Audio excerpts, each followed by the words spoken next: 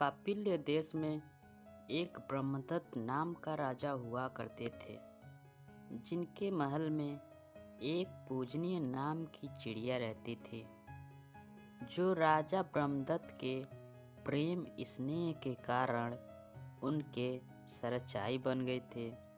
राजा के महल में ही वह चिड़िया का घोंसला रखा हुआ था।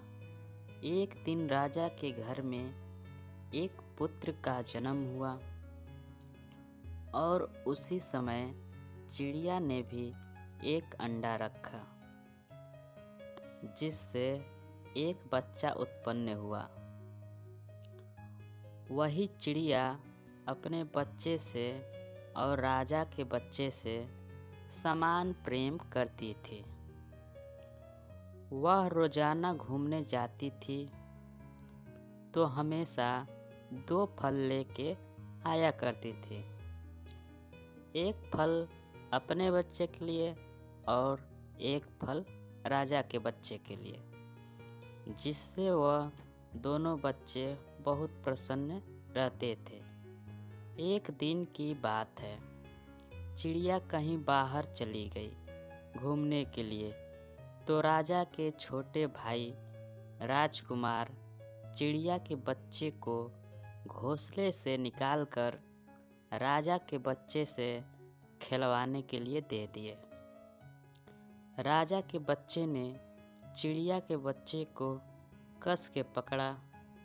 इसके चलते चिड़िया के बच्चे की मौत हो गई। जब चिड़िया रोज की तरह लौट के वापस आई तो अपने बच्चे को मरा हुआ पाया। यह देखकर चिड़िया व्यापम करने लगी। यह देख राजा को बहुत दुख हुआ। तब चिड़िया बोली, अरे नरापी, तूने मेरे बच्चे को अपने बच्चों से खिंचवा कर मरवा दिया।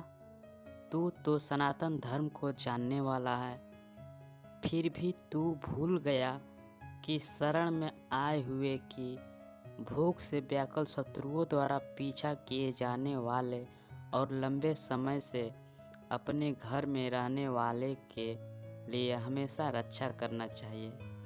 इतना कहकर चिड़िया ने राजा के बेटे को अपने पंजों से दोनों आंखें फोड़ डाली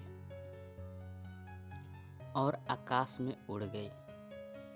अपने पुत्र को दोनों आंखों से अंधा देखकर चिड़िया के किए पर राजा को बहुत क्रोध आया, परंतु यह सोचकर अपने क्रोध को दबा लिया, लेकिन मेरा पुत्र तो केवल अंधा हुआ है, पर उसने तो अपना बच्चा खोया है। राजा क्रोध को शांत कर चिड़िया से कहने लगा, हे धीरू, तूने जो किया है बहुत अच्छा किया है।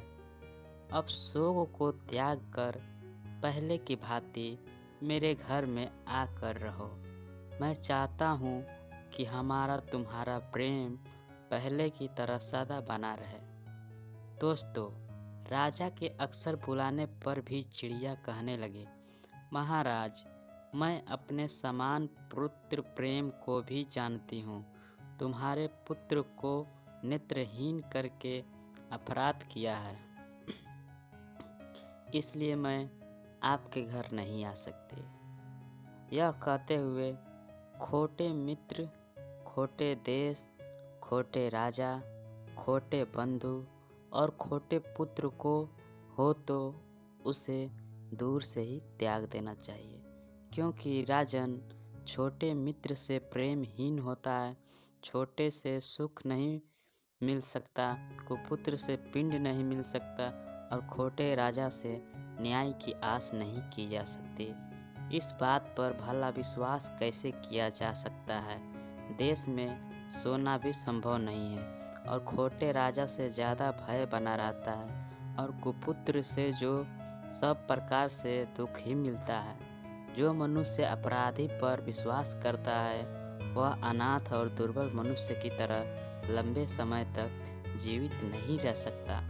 और अविश्वासी पर विश्वास कभी न करें, क्योंकि ऐसे लोगों पर विश्वास करने पर जो भय उत्पन्न होता है वह जड़ को भी काट डालता है। जो मनुष्य राजा के सेवकों पर तथा बरसंघार राजा के जाति पर विश्वास करता है वह ज़्यादा दिन तक जीवित नहीं रह सकता।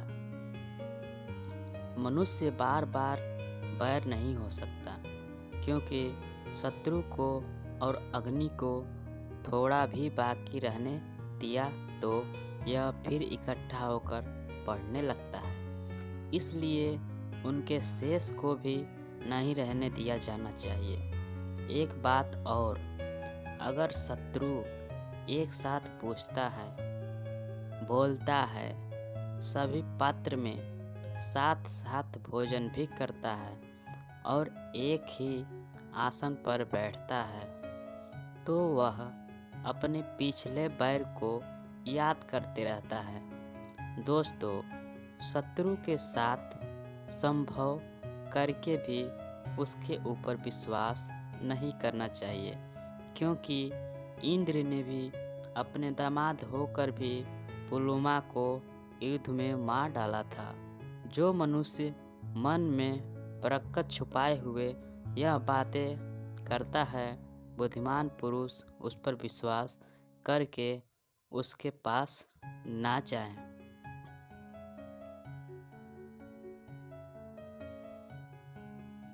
जैसे मृग पहेलिए के पास नहीं जाता है, यदि बैर रखने वाले शत्रु बढ़ रहा हो तो उसके पास निवास नहीं करना चाहिए। जैसे बढ़ती हुई नदी का वेग ब्रिज को गिरा देती है, शत्रु से उसकी उन्नति पाने पर मैं भी उन्नति हो गया हूँ, ऐसा विश्वास ना करें। जो मनुष्य इन बातों पर ध्यान में रखता है वह कभी भी अपने जीवन में शत्रु से चोट नहीं खा सकता। इतना कहकर वह चिड़िया आकाश में उड़ गई। दोस्तों, यदि वीडियो आपको कुछ सीख मिली हो तो वीडियो को लाइक करें, कमेंट सेक्शन में कमेंट करें और अपना राय जरूर दें। तब तक के लिए नमस्कार।